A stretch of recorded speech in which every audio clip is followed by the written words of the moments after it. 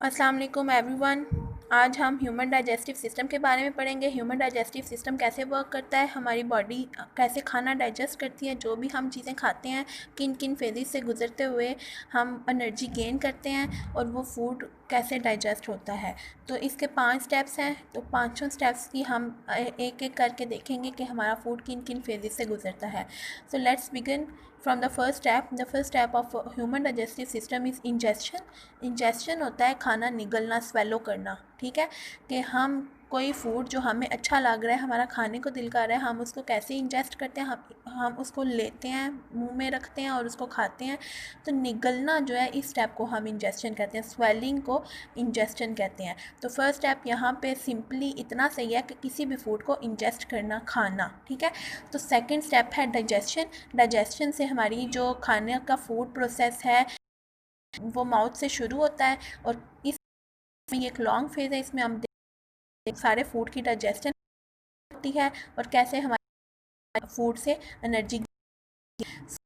यहाँ से जो डाइजेशन से स्टार्ट होती है हमारे माउथ से, जैसे ही हम खाना खाते हैं यहाँ से खाना, यहाँ स्लाइवरी ग्लैंड्स प्रेजेंट है हमारी टंग की लोअर साइड और टंग की अपर साइड पे। ये जो स्काई ब्लू में शो किए हैं ये स्लाइवरी ग्लैंड्स हैं। स्लाइवरी ग्लैंड्स क्या करते हैं, प्रोड्यूस करते हैं स्लाइवा। स्लाइवा एक वाटरी फ्लूइड होता है। ठीक है, एक जूसी वाटरी जूसी फ्लूइड होता है जो फूड को स्मॉल पार्टिकल्स में कन्वर्ट करता है। किसकी मदद से, टंग की मदद से।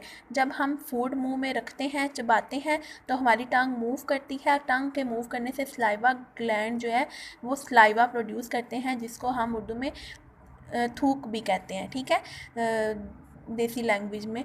तो स्लाइवा जो है वो उस फूड के पार्टिकल्स को सॉफ्ट करता है। अगर स्लाइवरी ग्लैंड्स ना हो, स्लाइवा प्रोड्यूस ना हो, तो वो ड्राई फूड पार्टिकल्स हमारे निगलना, इंजेस्ट करना मुश्किल हो जाता, इंजेस्ट ही ना हो सकता। तो स्लाइवा हमें हेल्प करता है फूड पार्टिकल्स को जूसी करता है ताकि वो इजीली हम इंजेस्ट कर सकें, निगल सकें। ठीक है, यहाँ से हमारा डाइजेशन स्टार्ट होता है। यहाँ पे फूड की ग्राइंडिंग होती है, टीथ की मदद से फूड जो है वो ग्राइंड होता है और स्मॉल पीसीस में होके हमारे फूड पाइप में गुजरता है। यहाँ से फूड ग्राइंड होने के बाद और सॉफ्ट होने के बाद फूड पाइप में आता है। इस फूड पाइप को एसोफेगस कहते हैं। ठीक है, एसोफेगस एक फूड पाइप है जिससे हमारी फूड गुजरती है स्मॉल पीसीस में कन्वर्ट होने के बाद। ठीक है, उसके अलावा स्लाइवा में इंजाइम्स भी होते हैं। वो इंजाइम्स क्या करते हैं, कार्बोहाइड्रेट्स और शुगर को में कन्वर्ट करते हैं। ठीक है, यहाँ जो फूड हम लेते हैं उसमें कार्बोहाइड्रेट्स होते हैं और कार्बोहाइड्रेट्स को स्लाइवा शुगर्स में कन्वर्ट करते हैं। ये लार्ज मालिक्यूल्स होते हैं और ये स्मॉल मालिक्यूल्स होते हैं। उसके बाद ये फूड इसोफेगस में से पास होने के बाद आता है स्टमक में। ठीक है, ये देखें, ये फूड पाइप स्टमक के साथ कनेक्टेड है। ये स्टमक की आउटर लाइनिंग्स हैं और ये स्टमक की इंटरनल लाइनिंग्स हैं। यहाँ पे हम देखेंगे कि स्टमक गैस्ट्रिक जूस रिलीज़ करता है। स्टमक जो गैस्ट्रिक जूस रिलीज़ करता है उसमें 3 चीज़ें पाई जाती हैं, HCl, हाइड्रोक्लोरिक एसिड, पेप्सिन एक इंजाइम है और म्यूकस एक फ्लूइड है, लिक्विड फ्लूइड है। ठीक है, यहाँ पे मेन फंक्शन क्या होगा, पार्शियल डाइजेशन, फूड की आधी से ज़्यादा डाइजेशन हमारी इस स्टमक में हो जाएगी। वो कैसे, यहाँ जो पेप्सिन है वो फूड को डाइजेस्ट करता है। पेप्सिन फूड को कैसे डाइजेस्ट करेगा, पेप्सिन एसिडिक मीडियम में काम करता है और पेप्सिन लार्ज फूड मालिक्यूल्स को स्मॉल फूड मालिक्यूल्स में कन्वर्ट करता है। जैसे कि पेप्सिन कार्बोहाइड्रेट्स को वगैरह को स्मॉल शुगर्स में कन्वर्ट करेगा और HCl पेप्सिन की हेल्प करेगा, क्योंकि जो पेप्सिन होता है ना वो बेसिक होता है। ठीक है, अल्कलाइन होता है, लेकिन ये काम हमेशा एसिडिक मीडियम में करता है। तो HCl पेप्सिन को एसिडिक करेगा, पेप्सिन को पेप्सिनोजिन में कन्वर्ट करेगा। ठीक है, HCl पेप्सिन को पेप्सिनोजिन में कन्वर्ट करेगा ताकि वो इजीली अपना काम कर सके, डाइजेशन को कर सके, लार्ज फूड मालिक्यूल्स को स्मॉलर फूड मालिक्यूल्स में कन्वर्ट कर सके। Third one is mucus. Mucus का क्या काम है, स्टमक की इनर वॉल्स को फ्लूइडिटी देना, ताकि जो म्यूकस होता है ना वो लिक्विड होता है, वाटरी फ्लूइड होता है। तो HCl, अगर म्यूकस ना हो तो HCl स्टमक की इनर वॉल्स के साथ रिएक्शन करके यहाँ पे एक डिजीज़ कॉज करता है जिसको अल्सर कहते हैं, ठीक है। अगर म्यूकस ना हो तो HCl की वजह से हमारा स्टमक एसिडिक होता है ना HCl, तो इसकी वजह से हमारा स्टमक जो है वो अल्सर डिज़ीज़ कॉज कर सकता है। हमारे स्टमक की इनर लाइनिंग्स ख़राब हो सकती हैं, ये बुरी तरह अफेक्ट हो सकता है। तो म्यूकस स्टमक को डिजीज़ कॉज करने से बचाता है। तो ये है गैस्ट्रिक जूस, जिसमें HCl, पेप्सिन और म्यूकस था, जो तीनों मिलकर स्टमक में पार्शियल डाइजेशन कर रहे थे। इसके बाद क्या होता है, स्टमक लिंक्ड है लीवर से, ठीक है। ये मैंने रेड कलर में लीवर शो किया है। ये लीवर क्या करता है, स्मॉल मॉलिक्यूल्स में फूड को कन्वर्ट करता है। लीवर लिंक्ड है, लीवर और पैनक्रियाज लिंक्ड है स्मॉल इंटेस्टाइन के साथ। लीवर सिक्रीट करता है बाइल, ये ग्रीनिश जो फ्लूइड होता है ये बाइल को शो करता है जो लीवर से आ रही है, ठीक है। यहाँ से ये स्मॉल इंटेस्टाइन के साथ कनेक्टेड है।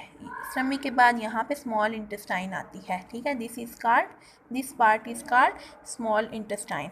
तो लीवर एक ग्रीनिश फ्लूइड रिलीज़ करता है जो स्टोर होता है गाल ब्लैडर में। लीवर के नीचे वाली साइड पे गाल ब्लैडर प्रेजेंट है जिसमें ग्रीनिश फ्लूइड प्रेजेंट होता है। वो ग्रीनिश फ्लूइड हमारा पेनक्रियाज के साथ जुड़ा है। लीवर का जो फ्लूइड है गाल ब्लैडर वो पेनक्रियाज के साथ जुड़े हैं और ये दोनों लिंक्ड हैं स्मॉल इंटेस्टाइन के साथ। पेनक्रियाज का क्या काम है, पेनक्रियाज पेनक्रिएटिक जूस रिलीज़ करते हैं। पेनक्रियाज पेनक्रिएटिक जूस में क्या क्या रिलीज़ करते हैं, एंजाइम्स 3 तरह के, trypsin, lipase and amylase. Trypsin क्या करता है, प्रोटीन्स को अमाइनो एसिड्स में कन्वर्ट करता है। उसके अलावा लाइपेज क्या करता है, फैट्स को ग्लाइसरोल्स में स्मॉल मॉलिक्यूल्स में कन्वर्ट करता है। और अमाइलेज क्या करता है, कार्बोहाइड्रेट्स को ग्लूकोज में कन्वर्ट करता है। ये सब लार्जर फूड मॉलिक्यूल्स हैं और इस पैनक्रियाटिक जूस की मदद से ये स्मॉलर फूड मॉलिक्यूल्स में कन्वर्ट हो जाते हैं, ठीक है। यहाँ पे डाइजेशन का प्रोसेस कंप्लीट हो जाता है। सारे larger food molecules smaller food molecules में कन्वर्ट हो जाते हैं ताकि हमारी बॉडी उसको ईजीली डिस्ट्रीब्यूट कर सके पूरी बॉडी में और हम इस फूड से एनर्जी ले सकें। तो यहाँ पे हमारी जो डाइजेशन है वो कंप्लीट हो जाती है। उसके बाद हमारी लार्ज इंटेस्टाइन शुरू हो जाती है। स्मॉल इंटेस्टाइन तक जो रिमेनिंग फूड पार्टिकल्स कन्वर्ट नहीं होते वो भी डाइजेस्ट हो जाते हैं। फिर क्या होता है, यहाँ से स्मॉल इंटेस्टाइन से हमारी बॉडी में वेंस आर्टरीज वगैरह कनेक्टेड होती हैं जो ब्लड एनर्जी ब्लड के थ्रू हमारी पूरी बॉडी में डिस्ट्रीब्यूट करती है, ठीक है। उसके बाद ऐसे मटेरियल्स नेक्स्ट फूड को नेक्स्ट स्टेप में इंक्लूड किया जाता है एब्जॉर्प्शन में। एब्जॉर्प्शन में क्या होता है, अब सारा फूड डाइजेस्ट होने के बाद लार्जर मॉलिक्यूल्स स्मॉलर मॉलिक्यूल्स में कन्वर्ट होने के बाद फूड कहाँ जाएगा, वो जो एनर्जी बनी है वो हमारी बॉडी में एब्जॉर्ब होगी। एब्जॉर्ब किसके थ्रू होगी, यहाँ स्मॉल इंटेस्टाइन के पास हमारे बॉडी में टीनी लाइक प्रोजेक्शंस हैं, फिंगर लाइक प्रोजेक्शंस हैं जिनको विलाई कहा जाता है। ये विलाई पूरी बॉडी में फूड को ब्लड को डिस्ट्रीब्यूट करते हैं, ठीक है। तो ये है एब्जॉर्प्शन का प्रोसेस। इसके बाद स्टार्ट होता है प्रोसेस एसिमिलेशन का। एसिमिलेशन में क्या होता है, ये जो अमाइनो एसिड्स बनते हैं हमारे पास, ठीक है, स्मॉल इंटेस्टाइन में अमाइनो एसिड्स, ग्लूकोज, ग्लाइसरोल, ये जो सारी एनर्जी बनी है ये विलाई के थ्रू और पूरी बॉडी में डिस्ट्रीब्यूट हो जाती है। और जो रिमेनिंग एनर्जी है वो हमारी बॉडी की यहाँ पे स्टोर हो जाती है लार्ज इंटेस्टाइन में। और जैसे जैसे बॉडी को ज़रूरत पड़ती है वो उस एनर्जी को दोबारा से यूज़ कर लेती है, कंज्यूम कर लेती है। और जो ऐसे मॉलिक्यूल्स जो हमारी बॉडी डाइजेस्ट नहीं कर सकती वो रेक्टम में स्टोर हो जाते हैं, ठीक है। Rest of the energy store हो जाएगी इसमें लार्ज इंटेस्टाइन में, और जो बाकी की वेस्ट मटेरियल बचेगा जो हमारी बॉडी डाइजेस्ट नहीं कर सकती या जिन चीज़ों की हमारी बॉडी को ज़रूरत नहीं है वो यहाँ से गुजरते हुए रेक्टम में स्टोर हो जाएगी। और जब रेक्टम फुल हो जाएगा वेस्ट मटेरियल्स का तो 5th स्टेप शुरू हो जाता है एक्सक्रीशन। जितना भी वेस्ट मटेरियल होगा हमारी बॉडी एनस के थ्रू उसको बॉडी से रिमूव कर देती है। तो ये हमने पूरा ह्यूमन डाइजेस्टिव सिस्टम पढ़ा है कि हमारा फूड की इन 5 फेजेस से गुजरता है। एक बार रिपीट कर देती हूँ। इंजेस्शन से, डाइजेशन से, इंजेस्शन में हम फूड को निकलते हैं, डाइजेशन में फूड माउथ से डाइजेशन स्टार्ट होती है, स्टमक तक आती है, स्टमक में गैस्ट्रिक जूस रिलीज़ होता है जो फूड को रिलीज़ करता है, फूड को डाइजेस्ट करता है। स्टमक के बाद फूड स्मॉल इंटेस्टाइन में आता है, यहाँ लीवर और पेनक्रियाज के मदद से लीवर बाइल सिक्रीट करता है, पेनक्रियाज पेनक्रियाटिक जूस रिलीज़ करते हैं, इनकी मदद से रिमेनिंग फूड भी डाइजेस्टिबल हो जाता है, फिर बॉडी उसको कंज्यूम कर लेती है जिसको हम एब्जॉर्प्शन कहते हैं। एसिमिलेशन आती है, एसिमिलेशन में रेस्ट फूड एनर्जी जो है वो स्टोर्ड हो जाती है और बॉडी को जैसे जैसे ज़रूरत पड़ती है बॉडी उस एनर्जी को अपनी ज़रूरत के मुताबिक यूज़ करती है। फिर लास्ट स्टेप में एक्सक्रीशन में जो वेस्ट मटेरियल्स हैं वो रेक्टम में स्टोर होना शुरू हो जाते हैं। जब रेक्टम फुल हो जाता है तो एनस उस वेस्ट मटेरियल को हमारी बॉडी से रिलीज़ कर देता है। तो ये था हमारा पूरा ह्यूमन डाइजेस्टिव सिस्टम। अगर आप लोगों को समझ आई हो और आप लोगों को अच्छा लगा हो तो लाइक ज़रूर कीजिएगा। Thank you so much.